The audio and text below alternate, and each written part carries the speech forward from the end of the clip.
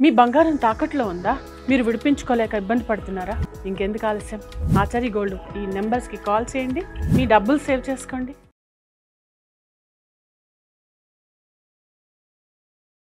నమస్తే, VTV health ఛానల్కు స్వాగతం. సో మనతో ఒక స్పెషల్ గెస్ట్ అయితే ఉన్నారు. 8 years పాటు ఓఆర్ఎస్ఎల్ కోసం చాలా కష్టపడి ఆఖరికి విజయం సాధించిన మ్యామ్ అయితే ఉన్నారు. అందరికీ తెలిసే ఉంటుంది. సో డాక్టర్ శివరంజని గారు మనతో పాటు ఉన్నారు, పీడియాట్రిషియన్. నమస్తే మ్యామ్. ముందుగా హార్టీ కంగ్రాచులేషన్స్ మేడం.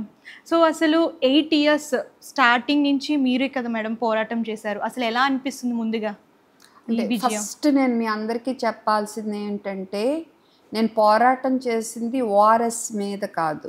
ఓఆర్ఎస్ అనేది చాలా చాలా చాలా గొప్ప మందు. ఎంతో మంది కోట్ల ప్రజల ప్రాణాలను కాపాడిన మందు.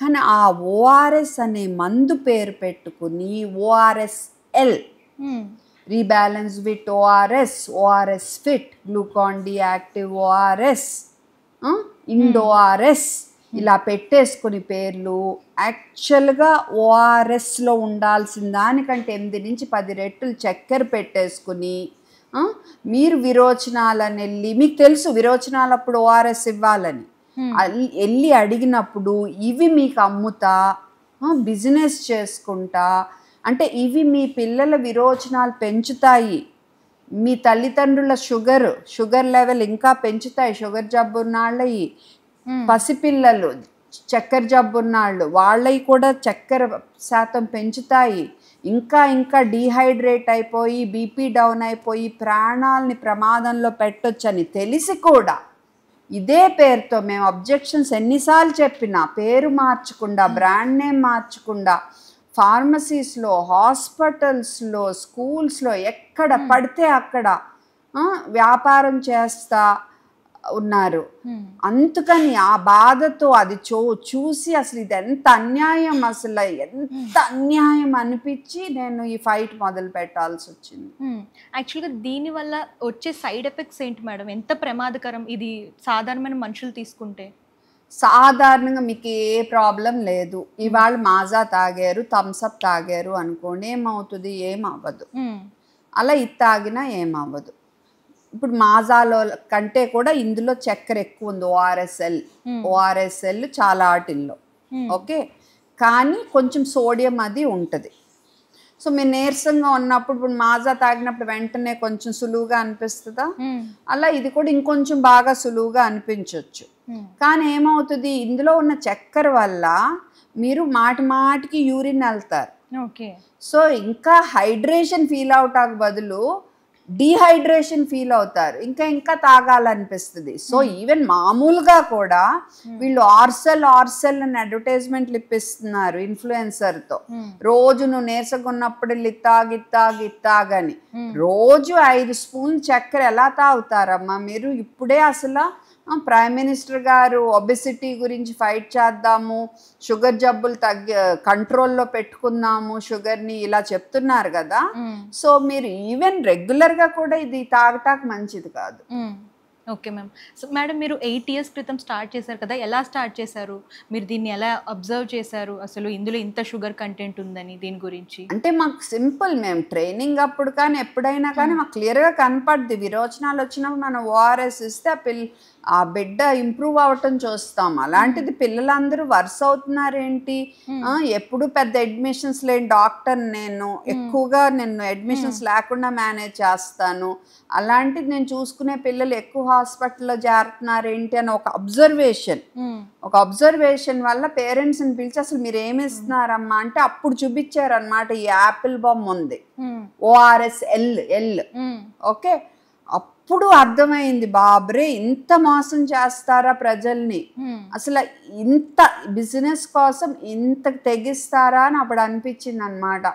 అప్పటికీ కూడా నేను గవర్నమెంట్కి రాయాలన్న ఆలోచన తట్టలా, నాకు చూపించే పేరెంట్స్తో చెప్పటం మొదలుపెట్టా, నెమ్మదిగా యూట్యూబ్లో అవేర్నెస్ వీడియో చేయటం మొదలుపెట్టా.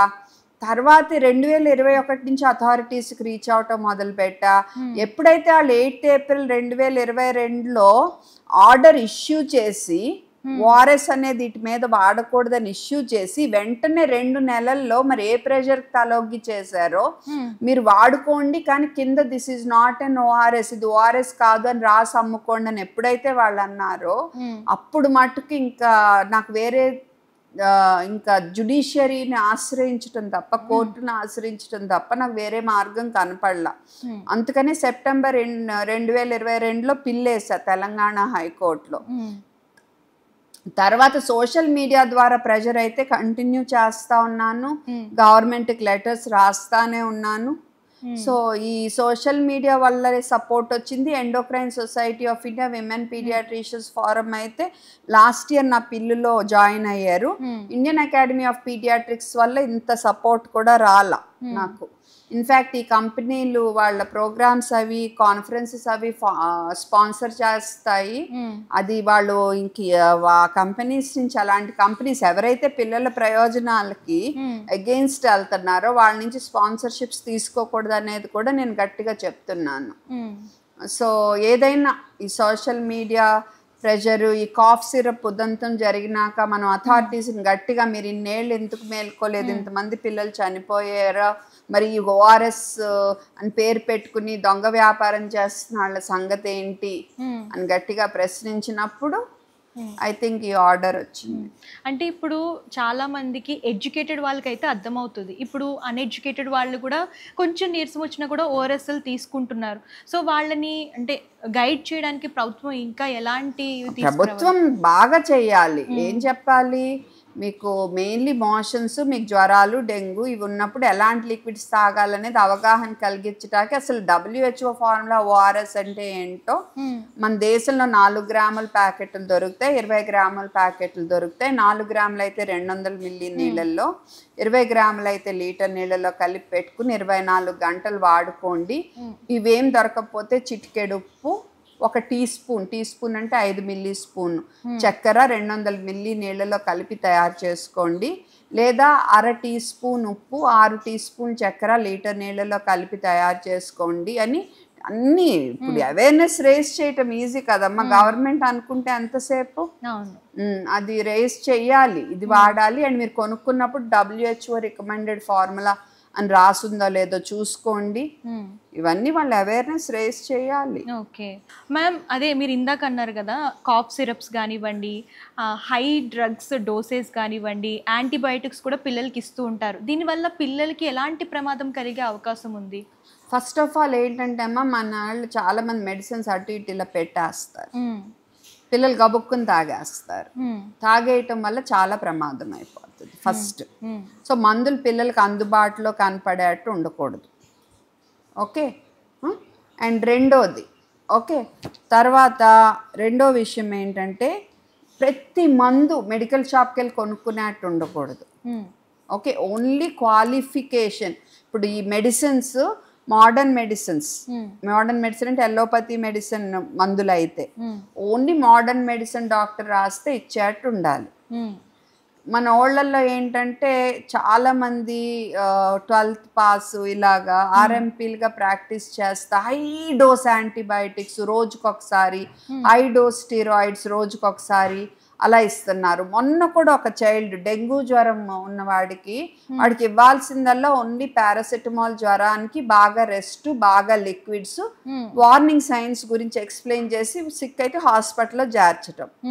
ఫస్ట్ డేనే 2 యాంటీబయాటిక్ ఇంజెక్షన్స్, స్టిరాయిడ్స్, రెండో రోజు మూడో రోజు.